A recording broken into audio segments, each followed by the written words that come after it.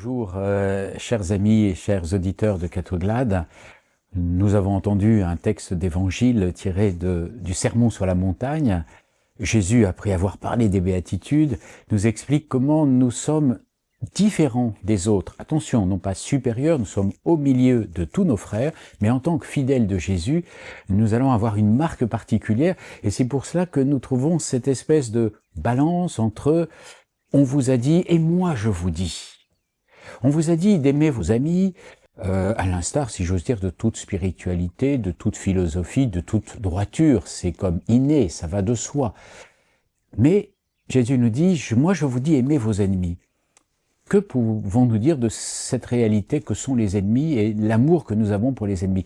Alors, je me souviens d'une petite anecdote. J'étais curé à ce moment-là en Charente et une dame, par ailleurs tout à fait charmante et généreuse, me disait « Je ne comprends pas l'amour des ennemis parce que moi je n'ai pas d'ennemis. » Je dis « Vous n'avez pas d'ennemis ?» Oui, elle dit « J'aime tout le monde. » Ah, alors je me suis permis de lui dire « Ce n'est pas parce que vous aimez tout le monde que tout le monde vous aime. » Et donc c'est peut-être l'occasion de réfléchir sur l'amour. Certains amours ne sont pas réciproques. Certains amours sont réciproques, mais ne sont pas symétriques. Certains amours sont réciproques et symétriques. Je m'explique.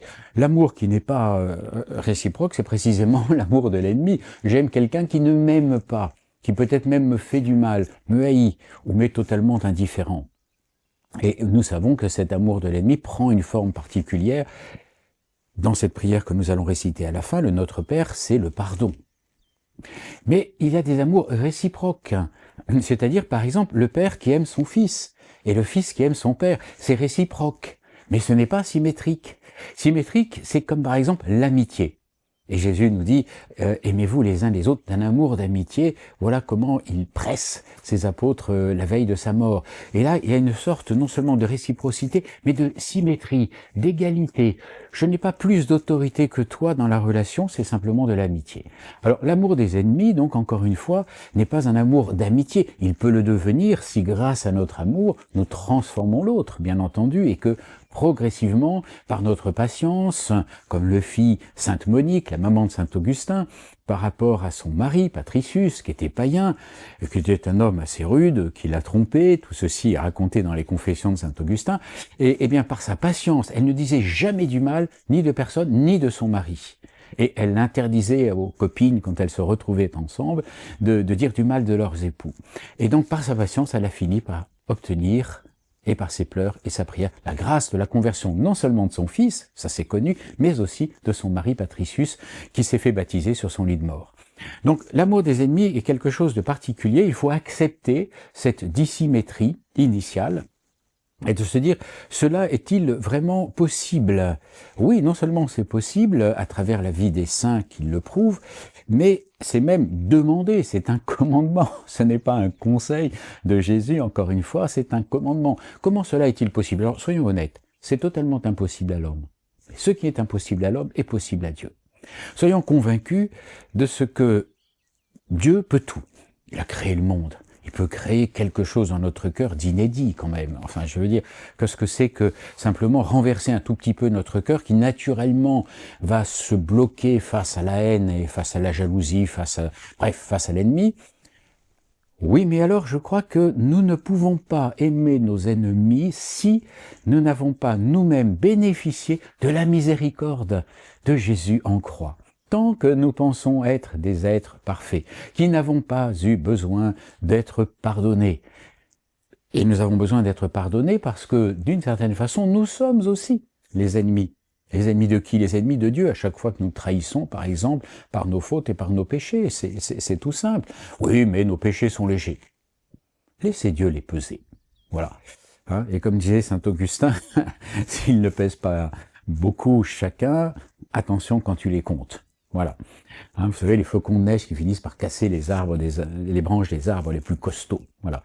Donc, en fait, c'est cette conscience que nous aussi, nous sommes au pied de la croix avec Jean et Marie, et que nous avons besoin du sang de la rédemption, et que Jésus nous aime alors que nous sommes pécheurs.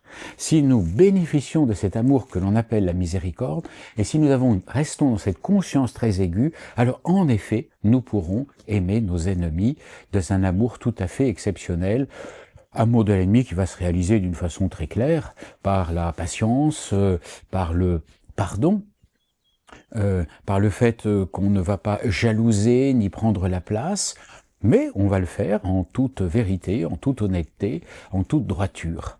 Alors ensuite, faut-il le dire ? Je dirais, attention, il y a des ennemis qui, au contraire, vont renforcer leur haine, leur inimitié à notre égard. Si on leur dit tout de suite « je vous aime » et qu'on se jette dans leurs bras, ils le refuseront peut-être. Alors, laissez la tendresse de Dieu s'emparer de notre cœur. Et j'ai envie de terminer par une prière, celle que je vous citais tout à l'heure, sur cet amour de l'ennemi, qui paraît chose impossible, mais enfin, Jésus l'a fait sur la croix. Saint Étienne, Père, pardonne-leur, alors qu'il reçoit les cailloux qui vont le tuer lors de sa lapidation, avec Saül qui le regarde à peine plus loin. Alors, puisque c'est possible, laissons cette tendresse s'emparer de nous. J'ai accompagné beaucoup de personnes qui ont été victimes d'abus de violence ou d'abus sexuels. Combien il aurait difficile de pardonner. C'est un long chemin. Mais peut-être que de se dire, et non pas d'éviter ce verset du Notre Père, que nous allons redire ensemble, sera peut-être la façon de guérir notre cœur, c'est-à-dire de s'ouvrir à la miséricorde pour en déborder sur nos ennemis. Notre Père, qui es aux cieux, que ton nom soit sanctifié, que ton règne vienne, que ta volonté soit faite, sur la terre comme au ciel. Pardonne-nous nos offenses, comme nous pardonnons aussi à ceux qui nous ont offensés. Ne nous laisse pas entrer en tentation, mais délivre-nous du mal. Amen. Si je rajoute un défi, eh bien ce sera celui-ci.